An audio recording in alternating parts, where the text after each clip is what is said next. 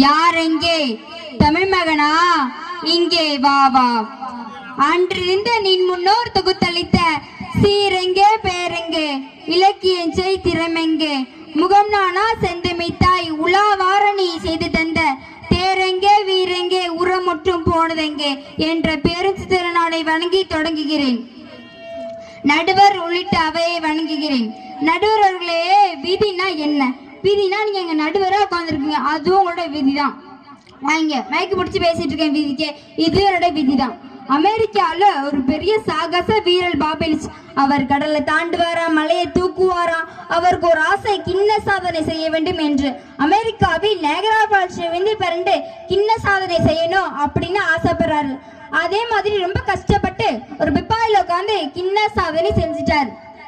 ஒரு நாள் அறக்க பறக்க கிளம்பிட்டு இருக்காரு நியூசிலாந்து நடந்து செல்லும் பொழுது ஆரஞ்சு தொழில் வழுக்கி வந்து கீழே வந்து இறந்துட்டார்.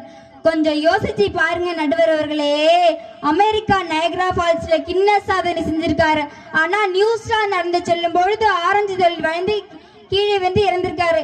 இது விட வேற உங்களுக்கு காரணம் என்ன வேணும் சொல்லுங்க நடுவர்களே, இது விதிதானே? மிகப்பெரிய தொழிலதிபர் கோடீஸ்வரர் அடிக்கடி கார்ல பயணம் செஞ்சுட்டு இருக்க எல்லா இடங்களுக்குமே போறாரு. அவர் ஒரு நாள் சிந்திக்கிறாரு, நம்ம ஏன் ஒரு பெரிய ஒரு கார் வாங்க கூடாதுன்னு சொல்லிட்டு 25 கோடி சொல்ல ஒரு கார் வாங்குறாரு. அப்படி அந்த கார்ல என்ன இருக்குன்னு நினைக்கிறீங்க? பாதுகாப்பு அம்சம் இருக்கு, 14 ஏர்பேக் இருக்கு. இது போதும் நம்ம உயிரை பாதுகாக்க அப்படின்னு நினைக்கிறாரு. அதே மாதிரி ஒரு நாள் போறாரு, கார் ஆக்சிடென்ட் ஆகுது, அவர் அங்கேயே இறந்துட்டாரு. கடைசியில 14 ஏர்பேக்ல அங்க ஒண்ணு கூட வெடிக்கலையா. ஏன்னா போய் காரை போய் செக் பண்ணி பார்த்தா சொல்ல வேண்டிய சென்சாரை கனெக்ட் பண்ணாம விட்டுட்டாங்களாம். கொஞ்சம் யோசிச்சு பாருங்க நடுவர்களே, அங்க லட்ச கார் தயாரிச்சாங்களா, எந்த கார்ல சென்சார் கனெக்ட் பண்ணாம விட்டுட்டாங்களோ அதுதான் அவரை செலக்ட் பண்ணிருக்காரு. அவர் ஏன் அதை செலக்ட் பண்ண சொல்லுங்க? அதான் அவருடைய விதி.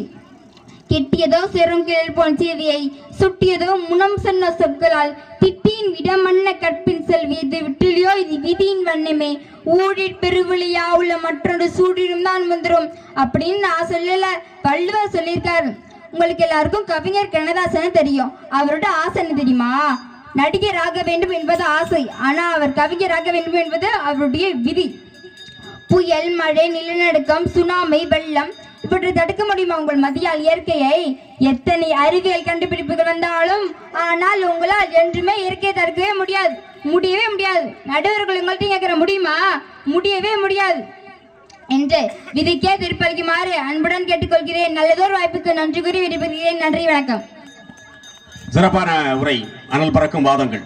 விதியை அடிக்க முடியாது, ஒன்றும் செய்ய முடியாது அப்படின்னு சொல்லிட்டு கார் வாங்கினாலும் அந்த காரு